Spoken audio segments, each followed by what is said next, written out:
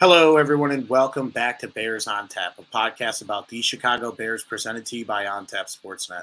I'm your host, Brandon Suarez. You can follow me on my brand new Twitter account at Bdon300. Even got the same name back. We back in the building. And I'm joined today by my guy, Quinten at Butkus Stats. We have a football game this week against the number one seed in the NFC, the Philadelphia Eagles. They come to town. Super tough one, but can only play who's on your schedule, and unfortunately, the next two games are against the top two teams in the respective conferences.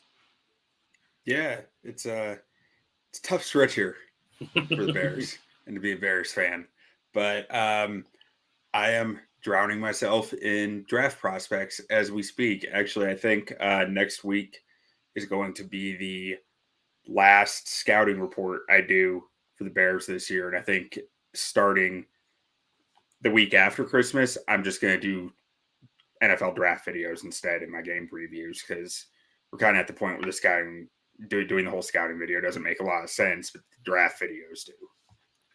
Yeah, and again, we've said it for the last few shows. I think about 2 or 3 weeks ago, I came to the realization that we're probably not going to win another game this season, and these next 2 weeks might be the ugliest remnant of those games. Like, play the Lions, the Vikings. I don't even know who the other team is. I think there's maybe only 4 games left. Hopefully, there's only 4. I can't count. Yeah. But Eagles and Bills. Eagles, they are, like you said, a team that deceptively scores like 40 points a game. Like, they'll go on a quick run and hit you for like 20 and a quarter and then kind of chill out for the rest of the game. But they have weapons all over the offense. Miles Sanders, A.J. Brown, Devontae Smith. Jalen Hurts is playing, some would say, MVP level quarterback. Obviously not Micah Parsons, but yeah, they got a lot going on over there on that offense. And then too, even if you flip over to the defensive side, they got Slay. You don't even have to call him by his first name, and you know you're good when you're not referred to by your first name. I did see that Robert Quinn has been out, so we won't have to deal with the Robert Quinn revenge game. But yeah, just a talented team across the board, and only lost 1 game on this season. So, Man, so I've actually I've always had kind of a different opinion on Darius Slay. Like, he's good, but I always thought he got overrated by his name and like his nickname, his self-made nickname, and picking off Mitch Trubisky a bunch of times, Mitch's rookie year. Like, I feel like that game got him like his name bigger, and then it was like big play Slay. Like, but I never saw a whole lot from him after that season either. But he's a good player. I think he's an outstanding number 2 cornerback. And I think James Bradbury is the best cornerback on that defense. oh shit, yeah. Interesting take. But either way, this is a game that I think is going to be a shootout. I don't know if we're going to score a lot in said shootout, like maybe get a couple shots off, but I just think this is going to be one of those games where at any given time when you turn that TV on, like someone's in the red zone, or like one of the most popular games, if you're watching red zone, you'll see this game get cut into like 1,000 times because it's just two offenses that, I mean, I know we're by the numbers maybe a little bit more middle of the pack, but two offenses that have that explosive play ability. And when you have that in a game, the ability to score on one play, points can be had. I mean, really, the Bears offense by most metrics is probably better than middle of the pack at this point. I mean, they're generally a probably top 15 in almost every metric except for points per game, which is dragged down from the early part of the season. But like third down conversion, they're 6th. Red zone touchdown percentage, they're 12th. Explosive pass percentage, they're 6th. Score percentage, they're 12th. Like they are kind of firmly top 12 in most. Explosive pass percentage 6, and we don't even pass the fucking ball. Well, so that's where explosive pass percentage can be deceiving because that's a percent of your passes. Still, there has to be a explosive run size. Percentage. We're 13th, so yeah, top 10 explosive play percentage most likely. And a lot of that is Fields. A lot of that was Herbert. I know. They were before Herbert went out. They were top 10, probably top 5 in the NFL in explosive run percentage. Dude, they brought Clint back in for another workout. I need Rat I Dog. saw that. I need Rat Dog reps before the end of the season. So, at this point in the season, why the hell not? You know what I'm saying? Yeah. Like, who cares? Get Bring him it out there. on. Let's see it. I would love to see him back there with Fields and Monty. That would be sick. But I Does he think have a rat tail? no rat tail. No. I think he should. Like, I think it would help market it. I'll pass the message. I'll pass the message along to him. But yeah, friend of Huskies on tap, Clint Rakovich, did work out for the Bears. A little bit of a running back fullback combo. They wanted him to catch passes. Or, I don't know if it was the Bears, but one of the teams that he worked out for. I think maybe it was the Browns wanted him to catch passes out of the backfield. So just like an overall versatile player that at this point would be like Ryan Nall on steroids, if I could put it in Bears lingo. And I think you could probably say the same for him. But Yeah. right now, we're getting some players back. We're getting Gordon back this week. We're getting Brisker back this week. Perfect time to get those guys back against this type of offense. But I feel like I don't even want to talk about it. But another week that my guy, wide receiver Chase Claypool, is in the headlines for maybe not necessarily grasping the offense, and then also too now he's sidelined with an injury. So just a lot What of. was the headline about not grasping the offense? They just said that he hasn't been able to grasp the offense, and that's why he hasn't been featured as much. Huh. Yeah. Interesting. Yeah. So, and he was a DNP today with a knee injury. I mean, and also, if I'm being completely honest, I wonder how many receivers can jump into any offense when they're not making concessions for them mid-season and just pick it up. You know, I mean, these guys spend months in training camp and off season practicing, learning this stuff, getting real reps in on these play calls and these concepts. And for a guy to just jump in mid-season when there's really not a whole lot of on-field practice going on relative to the other parts of the year, like the training camp part of the year. I mean, I'm sure like Odell Beckham Jr. last year with the Rams, he was pretty rough his first like 5 or 6 weeks there. Dude, he's trying. He's trying an to just sign for the all-time like playoffs. good receiver. Yeah, this year he's just trying to sign for the playoffs, is what he said. Well, that would be a giant mistake. Which is because nuts. Unless he already knows the playbook, like yeah, or where he's going. But also, I'm going to play devil's advocate. Baker Mayfield, man, I know you saw that. Oh yeah, that man bought his own plane ticket to get to the damn game, bro. He was on some Paul Cruz shit. I had a hard-hitting question on my gambling podcast to my co-host yesterday, so I'll ask you the same thing. You are the head coach, full control, all that over your team. You're down by 6, 2 minutes left. Gotta go 98 yards. You signed 3 quarterbacks like 4 days ago, and you have to put one of them in this situation. First one, Kirk Cousins, current day, leads the NFL in game-winning drives right now. What time of the day is the game at? Monday Night Football or Thursday Night Football. Night Football. So you signed these guys on Monday. Yeah, Kirk's eliminated already. Baker Mayfield, who just did it last week, or a 50-year-old Tom Brady. Yeah, no. So I'm gonna go Baker, and it's meatball, dude. Because all right, so I'm a degenerate. I had Rams money line that game from the jump, and like I don't know. There's just I think we've talked about it on the show. There's just something we as Americans, we as Chicagoans, just love a good underdog, and like always loved Baker in college. Kind of still liked him in the NFL. I think that he's like a more well-spoken for and less arrested Johnny Manziel, but I put that very well, less arrested. But I don't know, man. Something about that guy that just got signed. I know all 3 of these guys would have just got signed, but Baker especially, where it's just like this dude is fighting for his life right now in the NFL. Kirk Cousins is still going to be able to go back home to his $60,000 Weber grill with huge Reynolds wraps wrapped over the the grill, cooking steak and prime rib after he doesn't make the play. He will never live that foil down. No shot, no shot.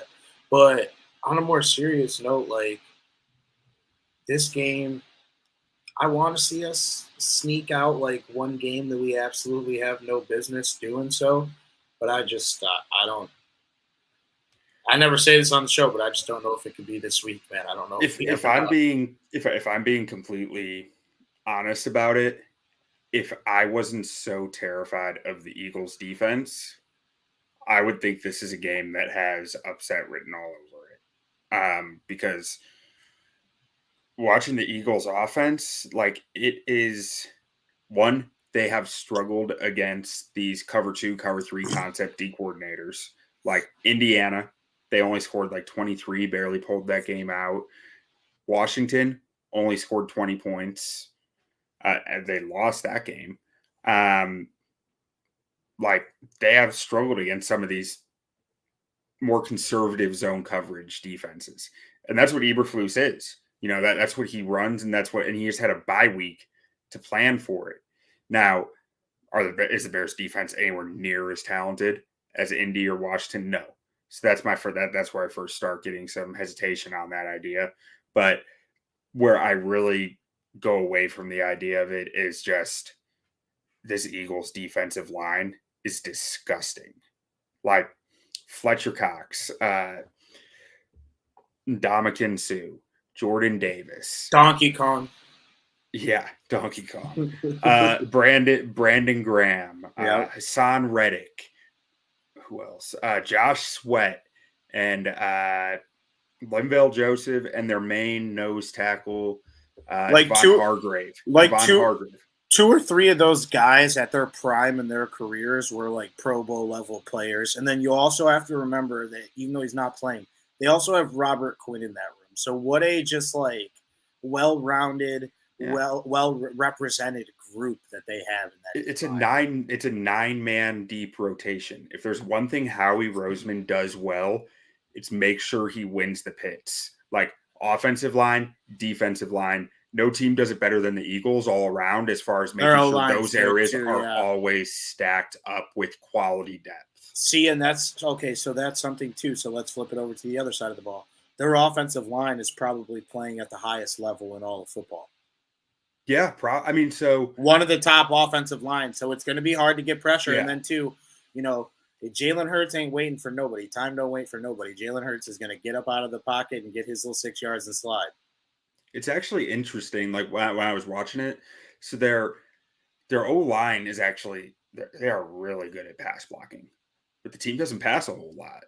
Like they're a run heavy team whose O-line's best strength is their pass protection, which is just kind of not like you can see this team was built for a Carson Wentz type passer at one point based on their O-line, but they're not a bunch of hogs who are just road grading everybody in front of them. They might do that to the Bears defensive line, unfortunately, but Lane Johnson isn't the run blocker he used to be.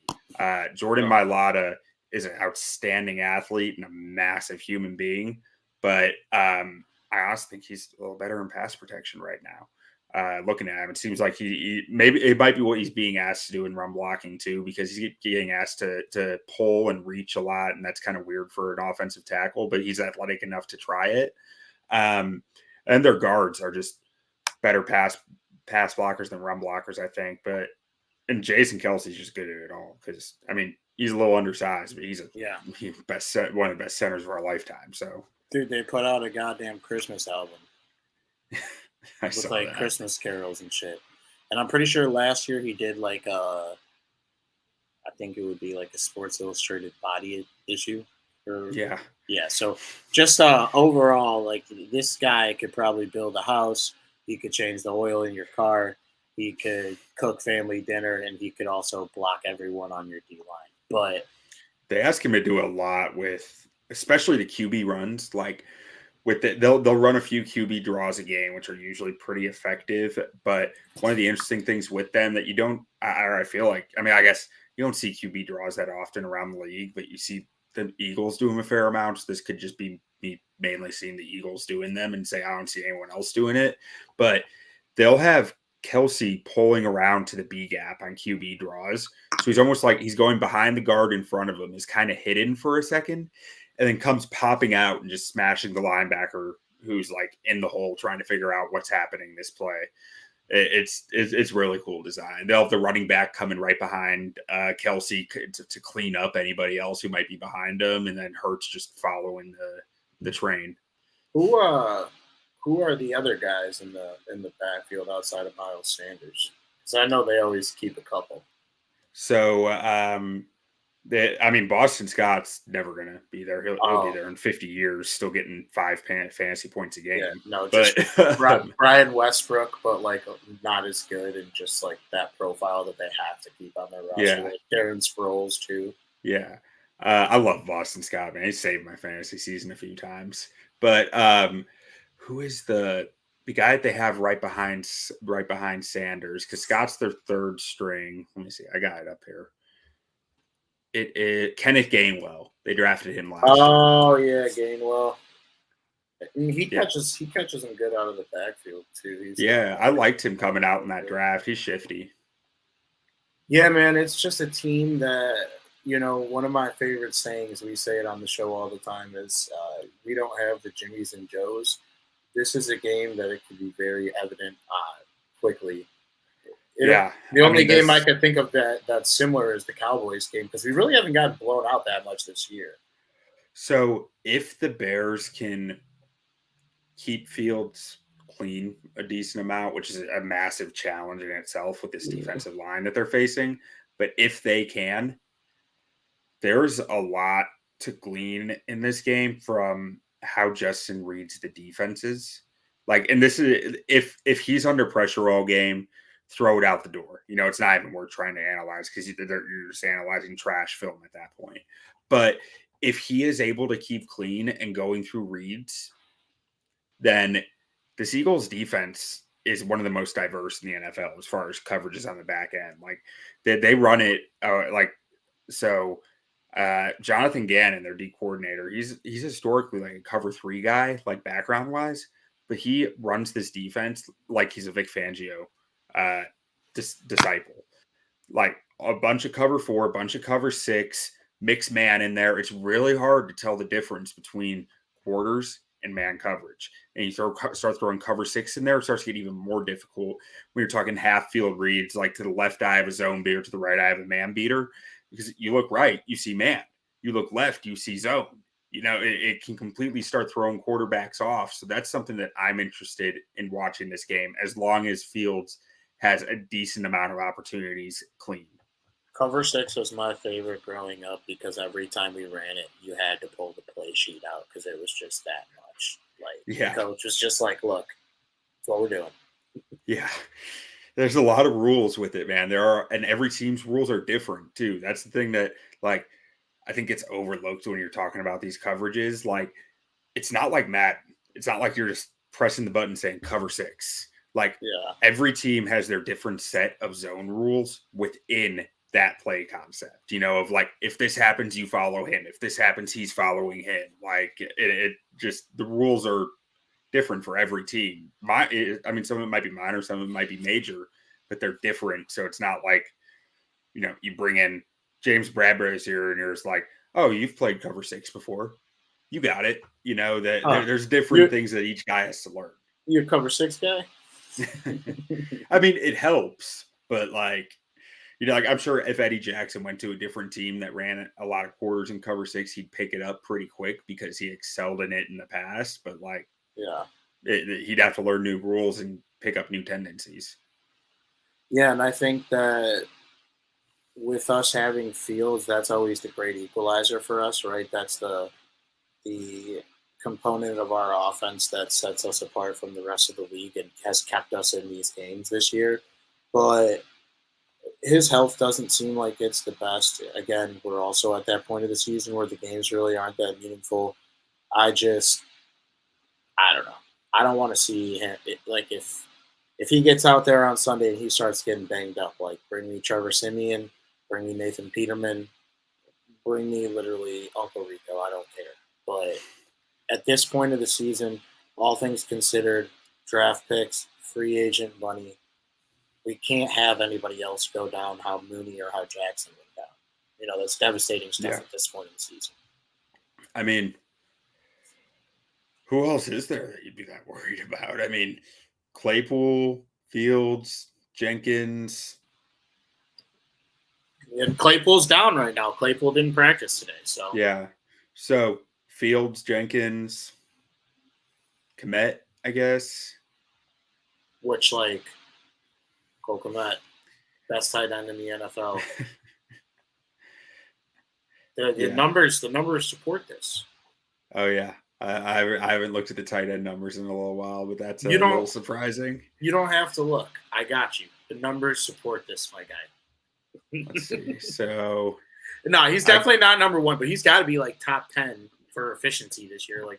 Just based off of what he's been able to do with the ball in his hands. My efficiency metric has him in the 51st percentile. Oh fuck! This year. Well, meatball efficiency is different. Okay, but I mean, hey, he's had a good year. That's improvement from what we've seen him in the past. Yeah. So I'm here for it. And in the past, he probably had a lot more catches and a lot more yards, but a lot less yards per catch and stuff like that. Yeah, and no touchdowns. But yeah, have you seen the most recent mocks? Well, the way too early mocks because it's still 4 months out. But I haven't. The only one I've looked at really is Dane Brugler. I briefly looked at Todd McShay's the other day, but I didn't put. I saw waiting to any of it. No, right now. I know it's early. I saw Addison and Johnson off the board before 15. But in this same draft, I also saw 2 running backs in the first round. Yeah. So. Yeah, McShay had some running backs going pretty high. So maybe that was the same draft, but and also I think it's important to think about McShay was doing no trades, which changes it too. A team sitting there and they're saying running backs at the top of our board, they're going to try to trade down. Dude, I cannot wait for us to trade down as many times as we can and just continue to just stack players the cheap way. Unless Jalen Carter's there. Unless Jalen Carter, yes. But I will not trade down if Jalen Carter's at wherever they're picking. Also, too, all right, so we have a lot of things that we can be negative about as Bears fans and a lot of things that we can sit here and mope and grope about and be pissed off about this season. Or just these last few years.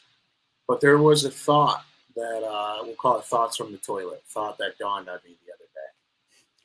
Do you remember a time when the Bears were the front runners in the market to have Russell Wilson be the next quarterback? I do.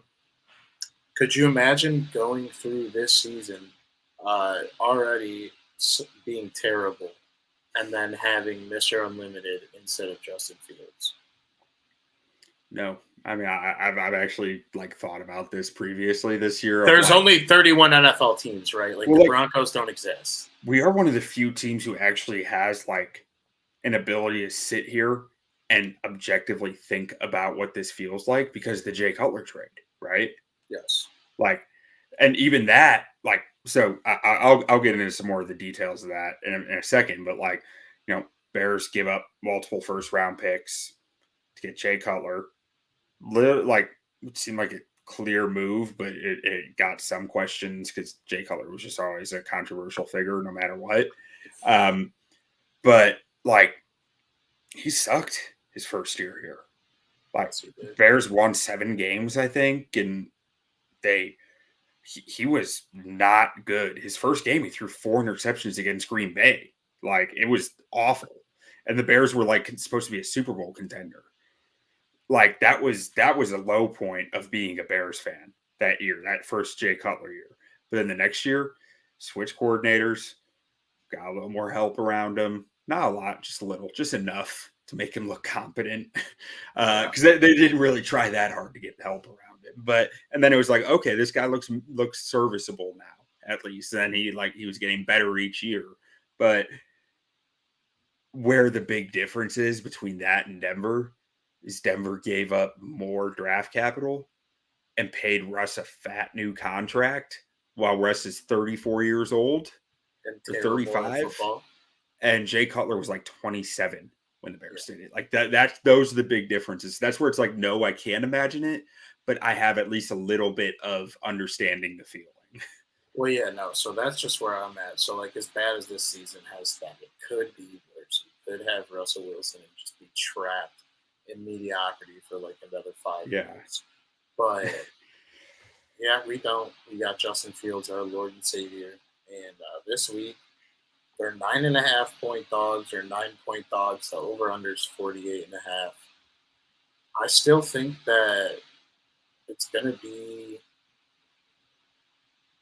a higher scoring game. I don't know if 48 is still a lot of points, but I say that, and then there'll be a fucking Eagles game like the Eagles game last week that had like 70 points. Which you also have to remember, the Eagles are coming off scoring 40 points last week against the Giants, which their defense isn't great, but it's definitely better than ours, you know? Yeah, Transitive I'm property doesn't always work in sports, but still. I'm so in between on this game. Like, and I'm just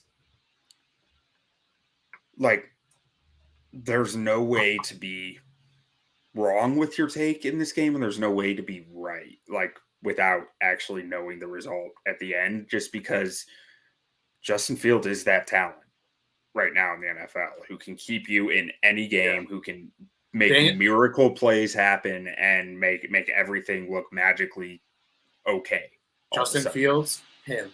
Daniel Yeah, Jones, not him. but at the same Not him. time, the Bears' offensive line is not good unless, I mean, they looked good last week or 2 weeks ago, so knock on wood. I mean, but generally, is for the trend of the season has been that they're not good. Fields holds the ball a little too long, and this is not the team you can do that against. So it's like I can see it like going either way for the Bears scoring. Like it's just We're either scoring like 31 or like 10. yeah, yeah. I don't know if there's much of an in between there, but my pick was actually for it to be in between there. So I don't know. Yeah, I don't know. And I think, we've talked so much about what they have up front, obviously the quarterback play, but the weapons like Devontae Smith, AJ Brown, Quez Watkins, Miles Sanders, who honestly I think he might lead the league in touchdowns, so he's got to be up there. Like that guy's a Yeah, touchdown machine this year. And they're then, really missing Dallas Goddard. Like yeah, yeah, at the tight end I position. felt like that looking at their tape. I was trying to watch tape like a game of them without him specifically, but like he was having a hell of a season, and he Yeah, was it's so with how all the different run stuff they do.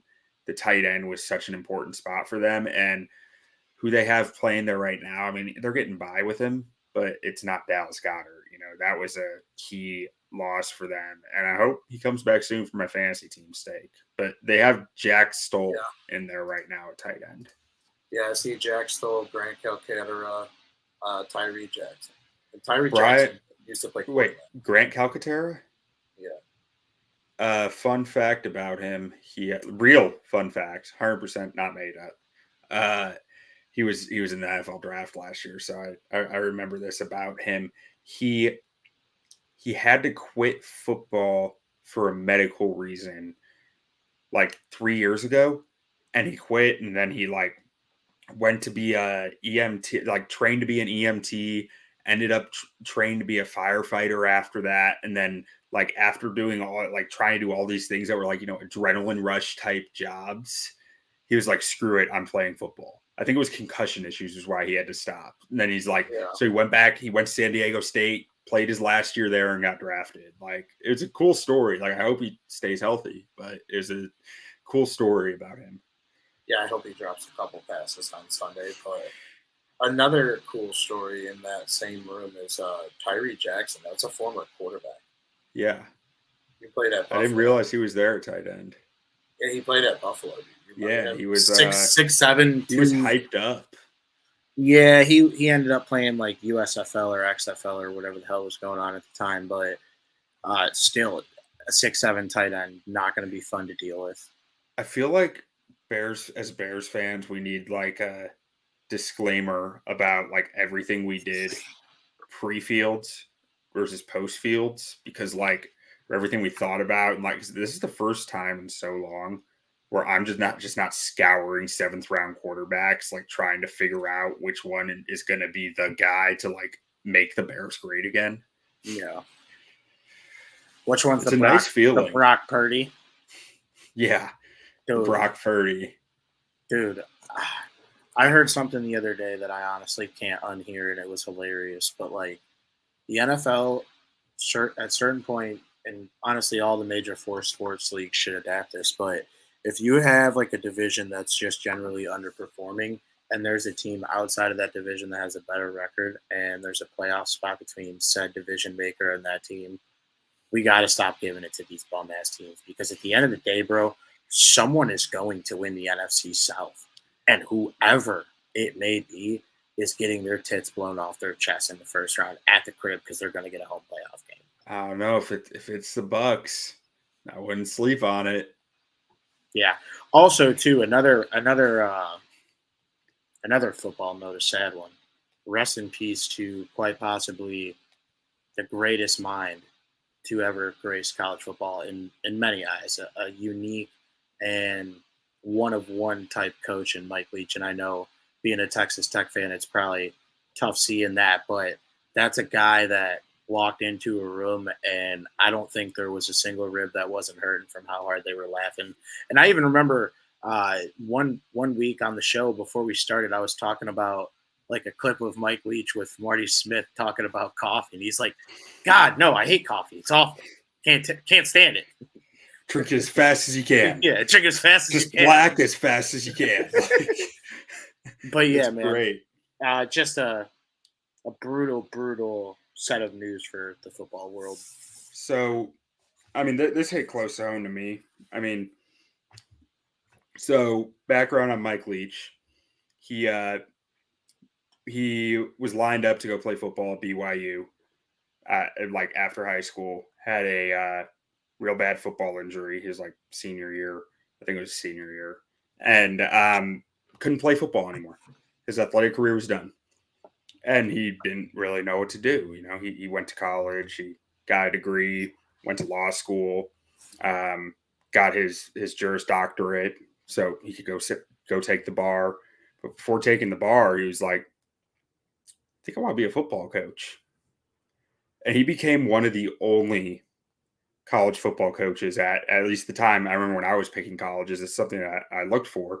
One of the only college football coaches who did not play college football at any level. And that is, quite the feat in itself, let alone how successful he was at it. And I mean, think about it. The guy just got his JD. He's ready to sit for the bar and just like, nope, gonna be a football coach. And I think he became a real argument for one of the most influential coaches of the last, I don't know, 30, 40, 50 years, whatever number you want to put on it. Because look at the air raid. Look at how far the air raid has stretched. Not all colleges, but a lot of colleges run it, and it's even up to the NFL to where we're seeing teams pass at a higher clip than we ever have, especially in the current NFL. You can go both directions. Look at high school. How many high school offenses run air raid that in the 90s, when Mike Leach was first figuring this stuff out, for like when he was working with Hal Mume to make the air raid a thing, high schools were running the ball. That was all they were doing. Wing T the waves that the air raid offense, him and Hal Mume's offense made throughout every level of football are so massive. And I think that he is even more influential than Hal Mume with it because it was Hal Mume's offense, but Mume never succeeded heavily with it. He got a lot of offensive production, but he didn't win like Leach did. Leach won with it, which is something that really made waves in every level of football. And it's something that needs to be, shouted from the mountaintops about. And it hits a little closer to home for me because, like, when I was in high school, I had an injury that ended my athletic livelihood, and that, like, losing football sucked, and so when I was picking a college, I was looking for someplace to try to get into coaching. And I never followed through on the coaching thing with it. I got to college and it just like sucked me up and started throwing shit at me. It was like, this is what you have to do. This is what you have to do. But one of the big reasons I went to Tech was because of what I was saying about Leach being one of the only coaches who did not play in college and all that success. And like, if Mike Leach wasn't there, I don't know where I'd be right now. I'd be somewhere, but it wouldn't be sitting in Austin, Texas. It wouldn't be like with all my friends they have from college and all the experience that I had in college. It'd be very different. So Yeah, you went to like North Texas or some dumb shit like that. Shoot, I mean, I would have went to. I don't even know. I mean, I came here from Illinois to go to Texas Tech, so Lord knows I'd be at Boise State maybe or West Virginia. Who knows? That's one of the cool college football teams. Yeah, the football team had a lot to do with where I was going to college. Yeah, but a sad moment for college football and just football in general, and hopefully they will do the right thing and let him in the Hall of Fame because he's at 59%. You got to be at 60% win to get in. Let him in. Yeah, let him in. That's bullshit. But sorry, just one more thing on Leach. Like, you look at his coaching tree, it's incredible. I mean, you got Cliff Kingsbury, you got Lincoln Riley, yeah. You got like all of these guys who are just so successful in what they're doing, and so many of them got their start under Mike Leach. Like, I swear, it's half the Big 12 got their start under Mike Leach. It's just incredible, and I think one of the biggest signs of who a head coach is looking at the people who worked for him and where they go, because that's a head coach who says, I want these guys to succeed. This isn't about me. This is about everyone else here. Yeah. So this weekend's game, the ESPN nerds have given us a 15% chance to win. And that might be too high. Yeah, I don't know. I just have no frame of reference as to like what does it have for other games? Like what does it have for the Texans? What's the Texans' chance to win against the Chiefs at home? That's this week. Yeah. 14. Oh, so we beat them. That's probably a little steep, but I don't know. Like, we're the number 3 overall pick right now. Texans are number 1. Chiefs and Eagles are arguably the 2 best teams in the NFL right now. Like, if fucking record, fucking Roquan should have never caught that pick. Roquan never caught that pick. We could have the number 1. Yeah, we could have the number 1 pick, but Roquan had to catch that interception. Yeah, we also might have had a heart attack by now. Yeah. All right, so if we are to find a way to win a football game on Sunday, how are we doing it on the offensive side of the ball? Fields just goes nuts. I mean, we're talking a few home run passes, a home run run in there, and just swinging like a helicopter. Just just dominating, like just Fields taking over a game. Yeah, and then defensively, like, you just pick one guy and you say we're not going to let him beat us. You have to beat us with everyone else, and if so, who's that guy? I mean, that's a good question. It's probably AJ Brown, but like, honestly, I'm probably not picking a guy. I'm probably saying you're not completing passes over 10 yards, and we're giving you underneath, and we need to make sure we tackle AJ Brown. That's probably you're going to make sure we tackle AJ Brown and play safe, and just hope Hurts makes some mistakes as a drop back passer. And that's where it gets tough, like, because you can say make them win underneath. They're actually pretty good at that. And you can say not let them get going on the ground and force them into drop back passing. So that's where Hurts makes some more mistakes, is when you take away play action, take away the screens, make him a drop back passer. But like, AJ Brown can just take over a game with toss up balls, like, so it's got to be AJ Brown, whether it's tackling them in the underneath or making them go downfield to him in straight drop back situations, but it's tough to do. It's a lot easier to say, you know. All right. And then what did you have? What did the meatball model have? Meatball model had the Bears winning by 23 or 43 uh, because what did I say? Yeah, let me take a look and I'll read it. Yeah, Bears by 43, the revenge of Parkey. Is Parky over there? No, but 43 was an important number for Parkey. Oh, okay. I was gonna say I thought he would. Yeah, no, they That got was Jake. the Jake 43 Elliott. yards, Oh yeah, 43-yard field goal. one of the Ring any few bells? times, one of the few times in my adult life that I cried, or actual life that I cried over a sporting event. There's a couple more times in there, but yeah, for me,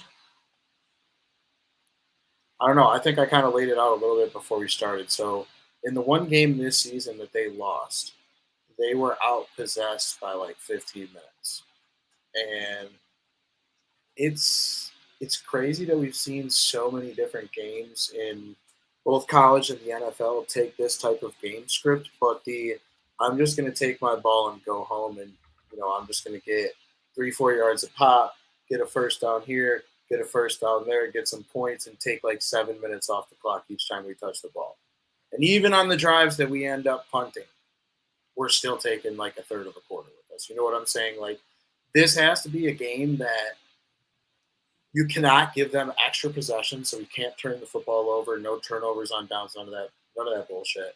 And then you have to be able to extend drives to not only one keep your defense off the field, but just have better chances to score. Because I think in order to win this game, dude, you gotta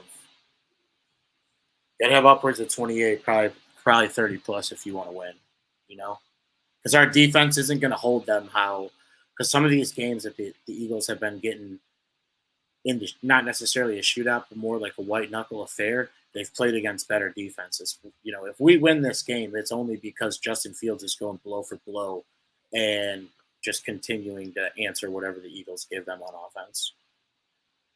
Yeah, so like I wish I went back and watched that Washington game because I'm wondering Washington early in the year was a heavy.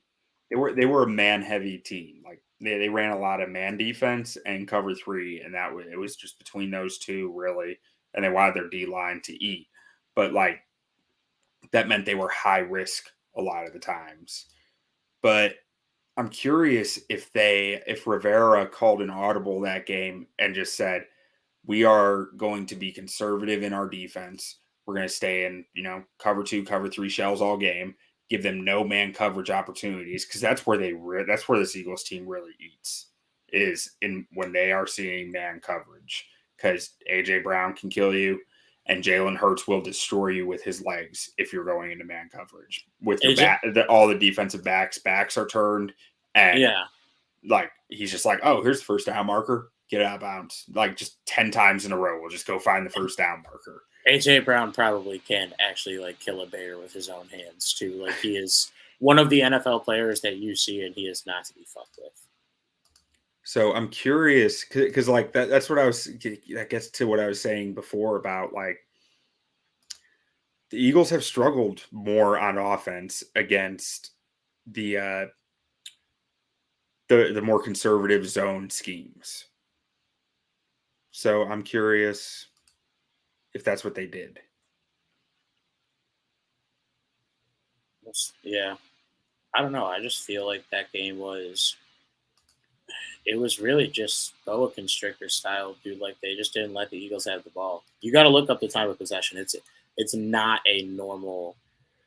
Yeah, well, so it's like they didn't let the Eagles have the ball, but they also didn't let the Eagles hold on to the ball. Like Yeah, there's two different things to look at with that. Let me see here. I'm trying to pull up stats to see if they ran a lot more zone coverage that game.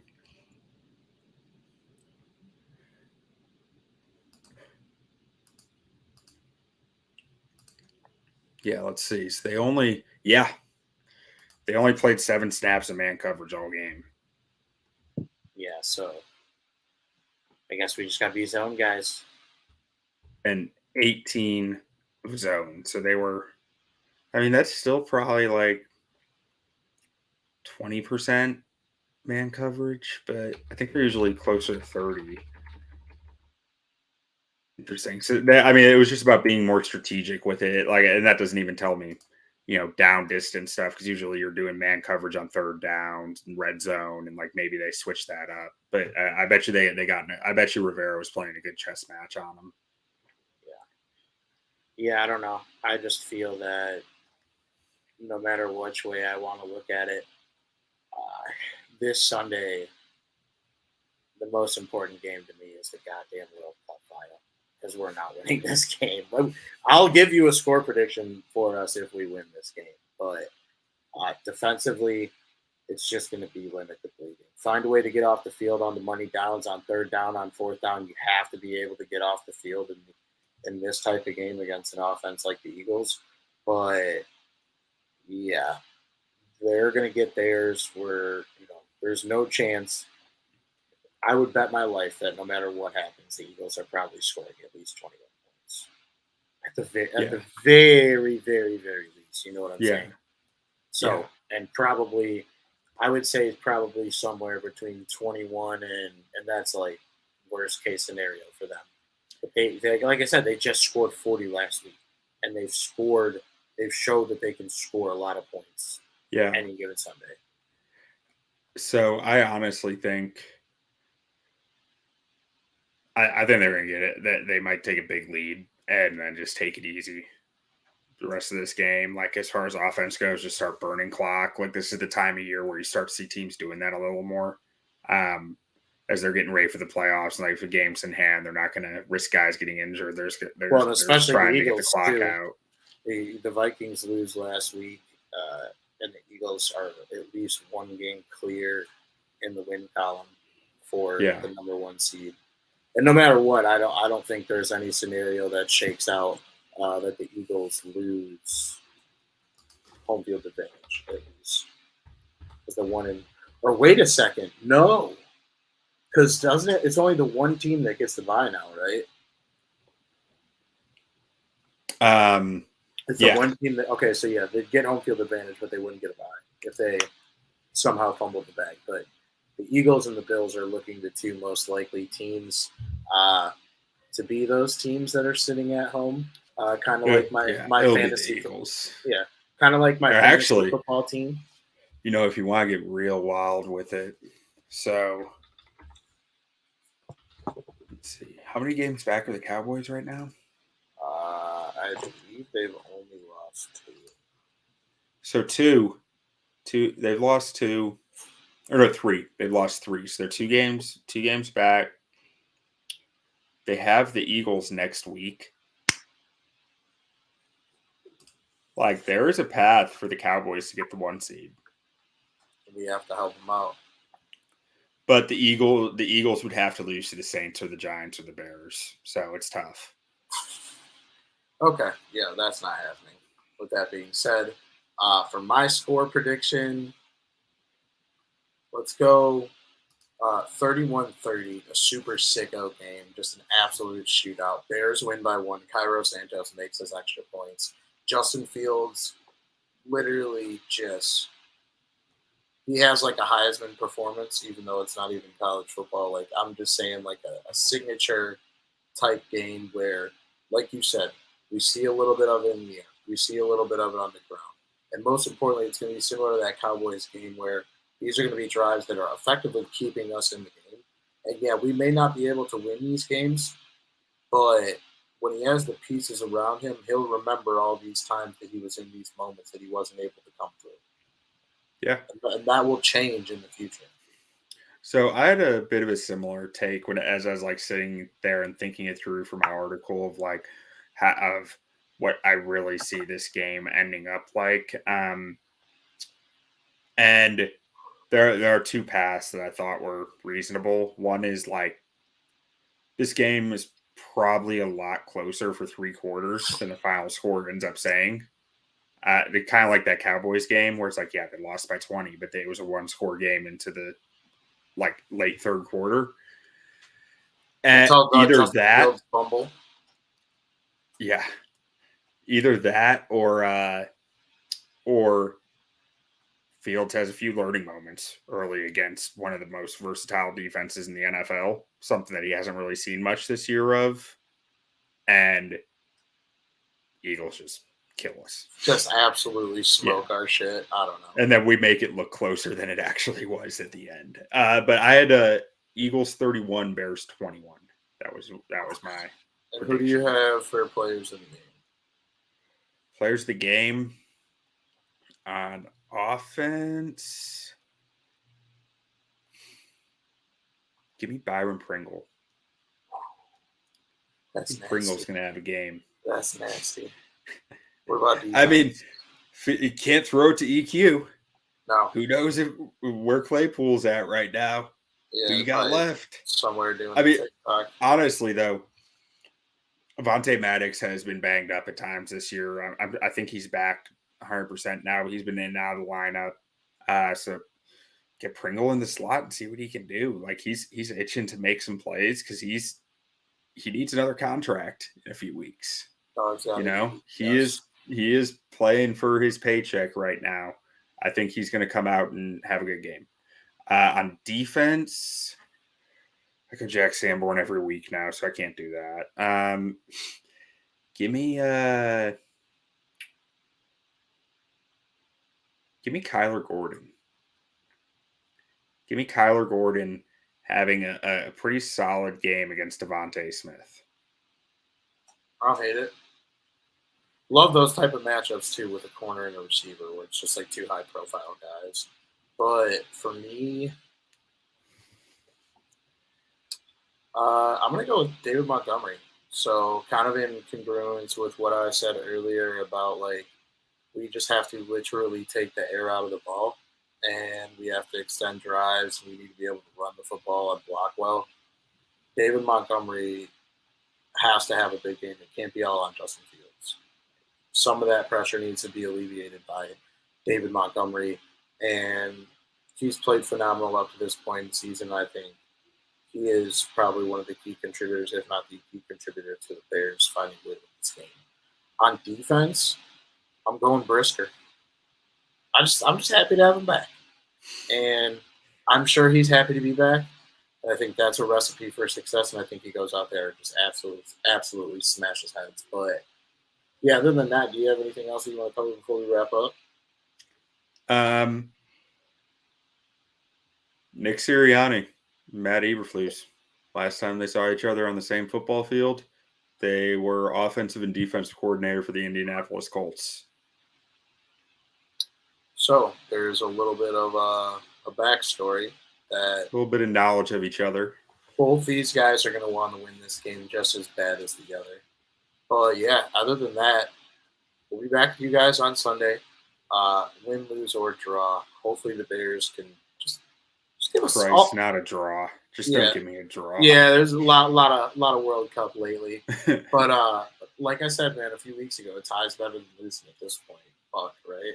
But, no, man, because I'll get a win and I'll get a better draft pick. Like a tie is the worst case scenario. That's true. Well, I don't know, man. I was about to say all I want for Christmas or for the holidays for us, our listeners that don't celebrate Christmas is a Bears win. But I don't think we're going to get it.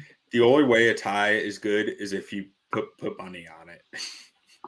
Yeah, then we're literally calling this in from like one of those studios that you see on Instagram or Twitter with the couch. Yeah. We just go by Joe Rogan's house and have a studio. And like the mic that's like dipped in like this, just like inward facing. Yeah, no. AJ Hawk's just sitting over there smoking a cigar for some reason and no one knows why. Yeah.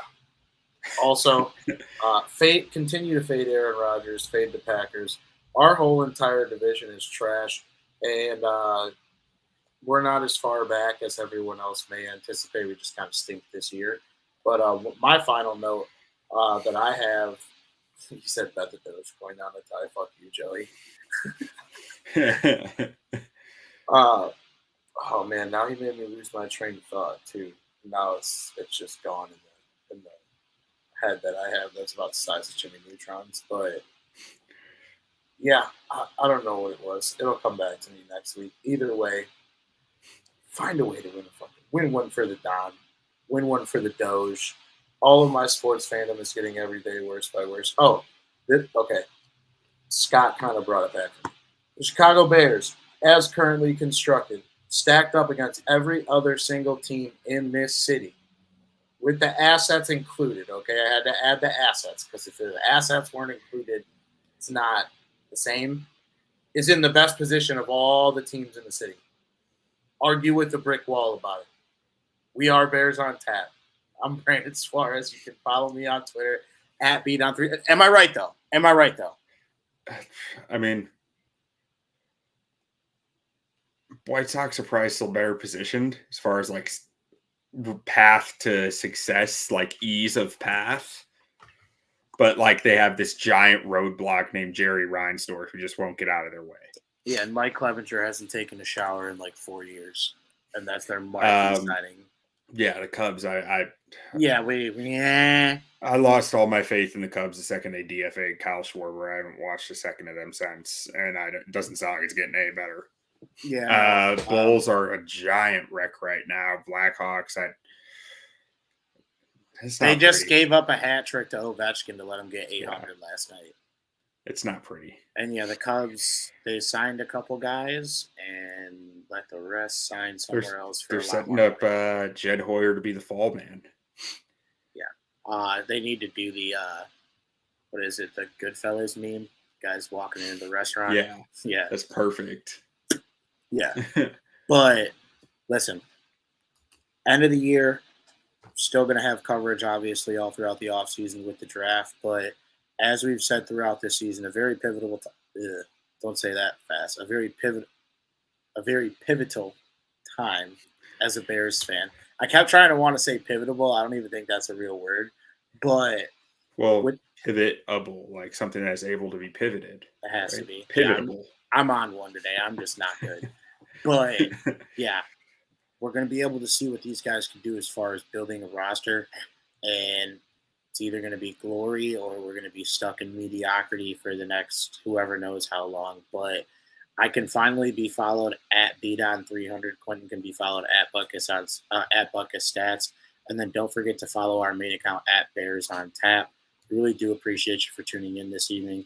Got nothing else for you guys. And bear down. Bear down.